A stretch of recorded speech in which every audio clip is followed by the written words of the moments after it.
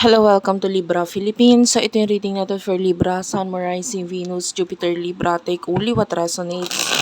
Bale, hindi ito magra-resonate sa lahat. Unfortunately, hindi ko talaga makukuha lahat ng energy ng Libra sa mundo. So, bahala ka na kung makaka-relate ka dito sa mga sasabihin ko. Kung hindi, okay lang. May mga next readings pa naman tayo. Ayan. If you want na mag-avail ng aming personal reading, ayan, available sa akin, astrological reading, palm reading, tarot reading, tarot advice, available yan. Palm reading, available. Dito na lang sa mga details na ipapakita ko. Ayan.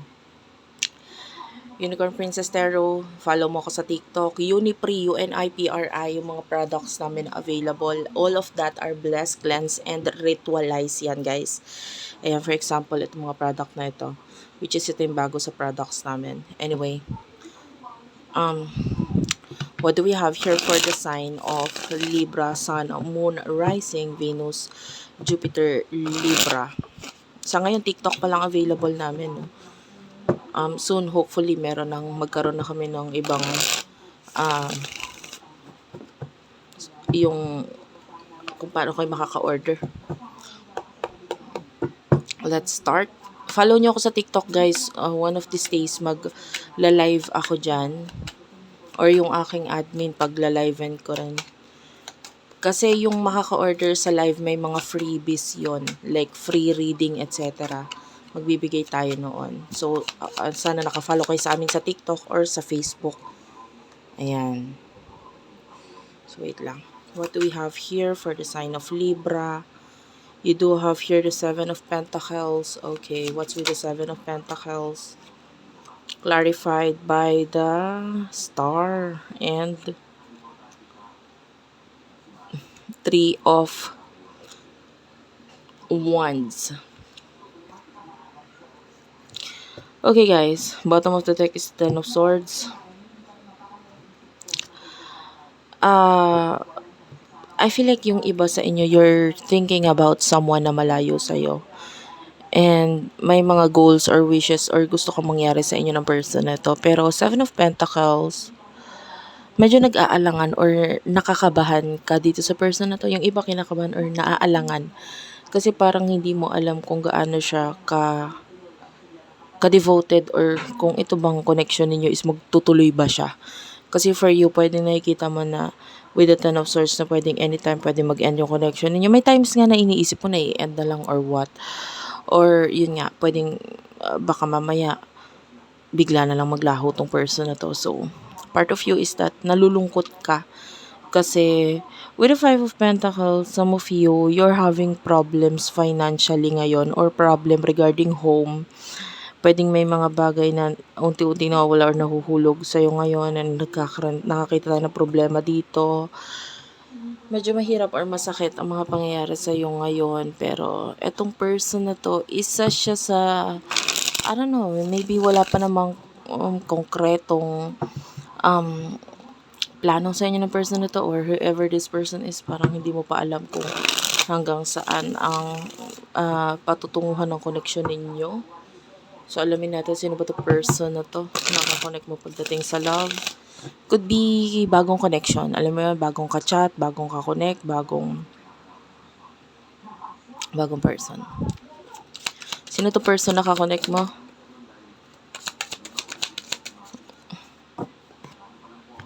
The Five of Pentacles is here. So, this person is having problem financially. Gusto niya makipag-reconcile sa'yo. The Emperor gusto niya bumuo ng something sa'yo.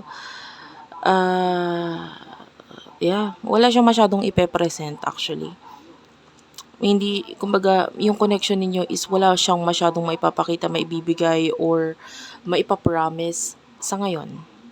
Kasi pwedeng siya ngayon ay gusto lang niyang makipag-reconcile, makipag-reconnect, pero walang-wala din siya, no?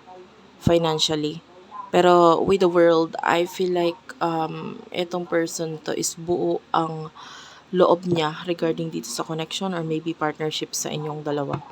So, ano yung emosyon ninyo sa isa't isa for the sign of Libra?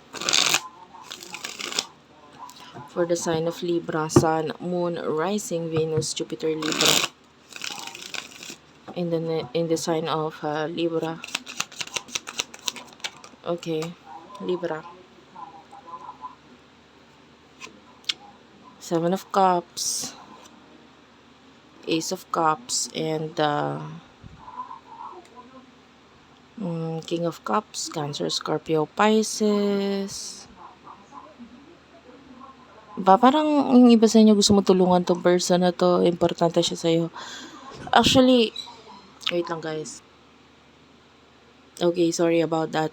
Anyway, with the King of Cups, nakikita natin na you do like this person. Yung iba, may feelings ka dito sa taong to. Gusto mo to. Parang you love the person. Anytime na babalik siya or magkakaroon ng connection sa inyong dalawa, mabilis para sa yung mahalin siya. Kasi mahal mo siya eh. Or nandun na yung feelings mo sa kanya, hindi mo lang masyadong ina-acknowledge sa ngayon. And the King and Queen of Cups, this is like a soulmate or twin flame connection. Oo, kaya lang sa ngayon mas more on kailangan ninyo magtulungan sa isa't isa, parang ganun. You will help this person will help you, ganon. And kung meron man pag-aalangan, it is because wala kayong masyadong ganong ka-connection or communication. So, emotion ng person ito for you. The page, hindi ko to kukunin, masyadong marami. There's so many cards here. A lot is going on. So, anong emotion ng taong ito para sa iyo? Okay, I will take this. The Sun, the Tower, okay. And the page, the Nine of Swords. I feel like meron siyang something na gustong mag-end. Na, well, I don't know kung sa side niya, pwedeng ganon, pwedeng sa side mo, sa side niya. At ito yung makakapagpasaya sa kanya pag nag-end yung bagay na yon. And with the Knight of Swords, kasi pag nag-end yung bagay na yon, this person will definitely make some kind of changes, movement. At saka yung hinihintay mong movement para sa nagagawin niya is gagawin niya talaga once na nag-end na itong bagay na ito. Ito yung makakapagpasaya sa kanya. I feel like there's a lot of problem, toxicity, at hindi maayos regarding dito sa bagay na ito. Kaya nga gusto niya na mag-end kasi hindi na to okay para sa kanya. Or kung sa side mo yon, pwedeng hindi na yun okay sa'yo. And then, ito person na to with the Knight of Cups, definitely, makikita mo yung actions, yung pagmamahal, yung pagkagusto nitong taong ito sa'yo once na natapos na or once na nangyari na itong ending na ito. So, definitely waiting siya. Kasi ngayon, this person is stuck or hindi siya gumagawa ng movement with the Eight of Swords. Kasi may could be Two of Cups boundaries. Gusto niya ng relasyon, guys. Relasyon, partnership, ito talaga yung gusto mangyari nito person na to eh.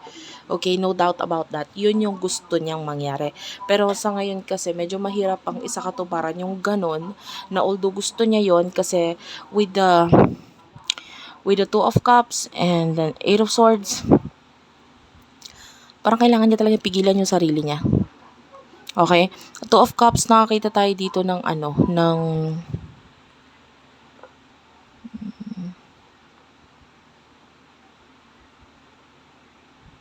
well, recently lang kasi nagkaroon ng Holy Week, So, I can see palaspas. Or parang halaman kasi siya na ang tawag dito? Na usually, well, I don't know kung recently may binili kang palaspas or pagkain ng ibon. Pagkain ng, para kasi yung pagkain ng ibon yun eh, or you're thinking, yung mahaba. I don't know how to explain this. Basta yung iba sa inyo pwedeng recently may binili kang mahabang halaman. Or gusto mong bumili ng mahabang halaman.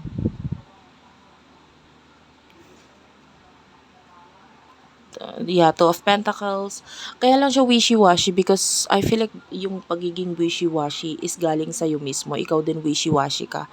So, parang kaya nagkakaroon ng wishy-washy attitude dito sa person na to kasi ikaw mismo nagiging wishy-washy ka para sa kanya.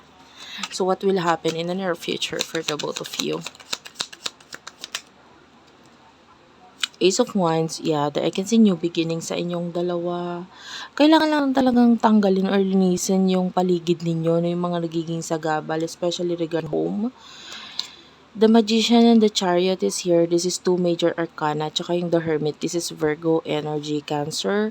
And Yeah, Virgo, the Hanged Man, puro major arcana guys. Ay, yung iba sa inyo, pag alam mong hindi na okay yung situation, it's okay to get out of the situation na hindi na okay para sa'yo. Kasi, etong person na to is there to help you eh.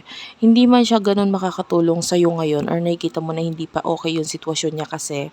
Pero in the future, I feel like magiging malaki ang maitutulong sa'yo nitong person to regarding sa mga struggle or kalungkutan mo sa buhay. Like, siya yung makakatulong sa'yo para maka-move on ka, makalimutan mo yung mga negative na nangyari sa buhay mo. The Five of Wands is here, Aries, Leo, Sagittarius energy. Hindi mo kasi siya nakikita or nakikilala pa sa kung ano talaga siya. And things will eventually work out para sa inyong dalawa once na natapos na yung mga dapat tapusin dito, which is, yun na lang nakikita nating problema. Okay, so that is it for now. Thank you for watching. Hopefully, nakalike kayo, nakasubscribe kayo dito sa ating channel, nakalike kayo sa video, naka-comment kayo sa baba kasi sobrang nagpapakita ng suporta. Again, if you want to book a reading, eto yan, yung ways para makapagpabook ka ng reading. Hindi ko lang alam kung maliwanag sa video kasi medyo madilim yung ilaw ko ngayon. Sobrang init po kasi guys. So, medyo malaking tulong pag maliit lang yung ilaw. Okay, so, virgophilippines@gmail.com, Madam Unicorn P ang Instagram namin, Facebook page, Madam Space P. Ayan, sa Facebook page, TikTok, sana i-follow nyo ako dyan guys. Magpo-post ako ng mga video dyan na hindi ko pinopost usually dito sa YouTube natin. So, sana i-follow mo ako dyan. And Unipree, of course, ang aming TikTok shop. Diyan ka pwede mag-avail ng mga products, pampaswerte. Yan, ito mga to, personally, akong gumagawa nito mga to. Oh. Ayan, so binibless ko yan, kiniklans, nire-ritualize ko yan bago ko.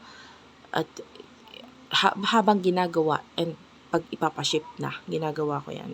Like for example, this one, it has a citrine stone. This one is for protection and luck. May lucky knot pa siya. So, hopefully ay maka-avail ka ng product na ginawa ko mismo. Yan. Thank you for watching. I love you all and bye-bye.